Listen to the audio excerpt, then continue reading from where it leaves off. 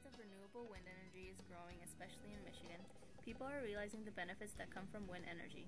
Commercials and other media are promoting the wind industry, such as the following.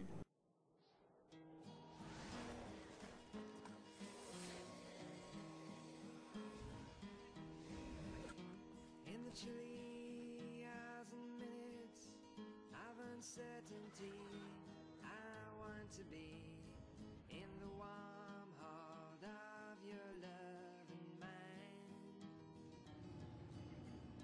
to feel you all around me and to take your hand along the sand. I bet I may as well try and catch the wind.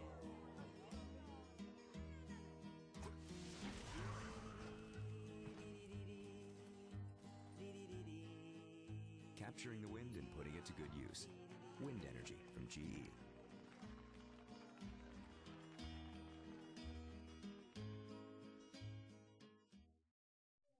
Many people support wind energy because of their promising benefits. One benefit is that wind energy reduces carbon and sulfur dioxide emissions. Much of CO2 and SO2 come from the burning of fossil fuels such as coal and natural gas, which are used as energy. Wind farms, on the other hand, can produce electric energy with almost no impact on their surroundings. Wind energy is a clean, renewable energy resource that has no impact on water, it has no impact on air emissions, and it has very little impact on the land around it, while at the same time creating a tremendous economic boom for many rural communities throughout the U.S. Another benefit of wind energy is that wind energy does not deplete any natural resources. Wind is renewed every day as the earth heats and cools. We save about 1 pound of coal for every kilowatt hour generated by wind. Lastly, the wind industry can create numerous jobs. Engineers, specialists, technicians, and researchers are needed to build turbines for wind farms. Let's look at the general structure of wind turbines.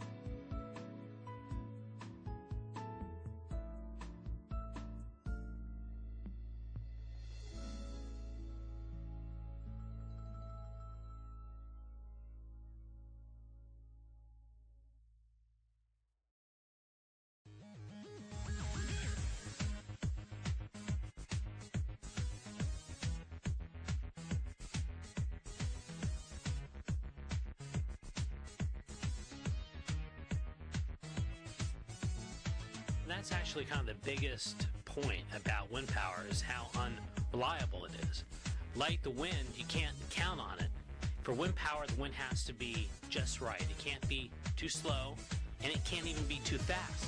So and the other problem with it is, because it is so unreliable, you have to have these backup sources of energy running what's called spinning standby mode, which means it's like having a car in neutral, so that if the wind doesn't generate the electricity like you thought, you can immediately turn those backup sources on. The problem is when they're running in spinning standby mode, they're polluting just like they normally would. One cause is that wind power takes up an incredible amount of land.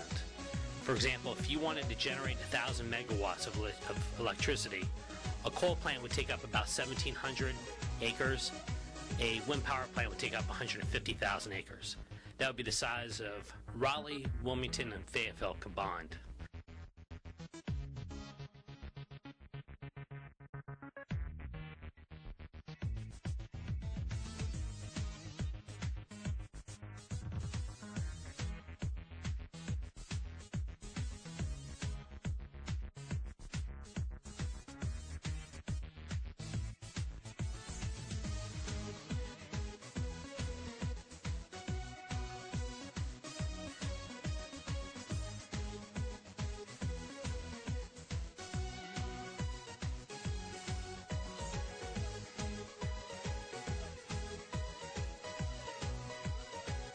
And the noise from the wind turbines is horrible. At least initial research shows that. There certainly are plenty of complaints about it. The research isn't absolutely clear, but what is clear is that the French Academy of Medicine basically has recommended in France that there should be at least 1 mile between wind turbines and residences. It's not the swoosh swoosh that we expected. You can't hear them on a windy day. The wind makes too much noise. But when there's a light breeze, the 440-foot wind turbines do make some sound. They're very noisy. Jan Sageman lives in Ubly near some of the turbines, and while she didn't mind seeing her community jump into the world of renewable energy, her opinion has changed because on certain cold nights with a light wind, You would have swore a train or a jet was coming through the house. that's exactly what Angie Weber and others were worried about when the wind turbines were proposed, that they would be placed too close to homes and they would be noisy.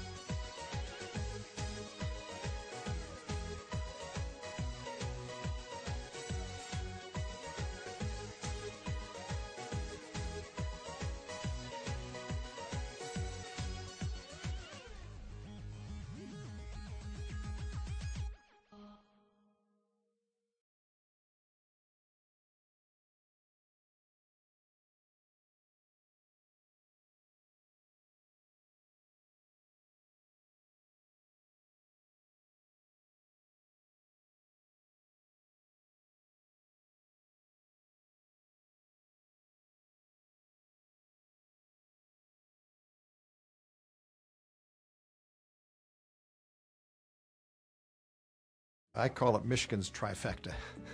We got great wind, especially along the coast. We've got great manufacturing capability, and we have a tremendous need for the electricity right here in Michigan. Michigan's actually an ideal match for the wind turbine industry in producing the components that go into the system, largely due to the fact that a wind turbine is very similar to an automobile, and it's a mechanical system. It's a machine. The Michigan Economic Development Corporation is looking to work with companies in a number of different ways, whether it be helping expansions to be able to handle new business, whether it's job training.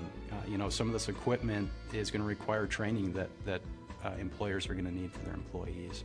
A number of different ways that we can help in terms of training those employees, expansion, capital access to be able to purchase that equipment. We are investing heavily in our company right now to grow capacity. In fact, we have a $15 to $20 million expansion project ongoing right now, which will add significant capacity, and we've earmarked all that towards the wind sector, and we expect probably double-digit growth in the coming years in that sector. It's definitely a high-margin business right now, and probably will continue to be a high-margin business for several years to come. We've got a number of MEDC business development managers around the state that are ready, willing, and able to help any company get access to those opportunities. There's a chance if you're in industries that are slow right now, you can retool yourself. It's certainly wrought with challenges, but there are great opportunities to retool yourself to become a real player in this sector. Right now in the wind industry, it's growing at about 20 to 30% per year. So there is an opportunity right now for Michigan manufacturers to provide those critical components and manufacturing services. Michigan has a long history of engineering and manufacturing.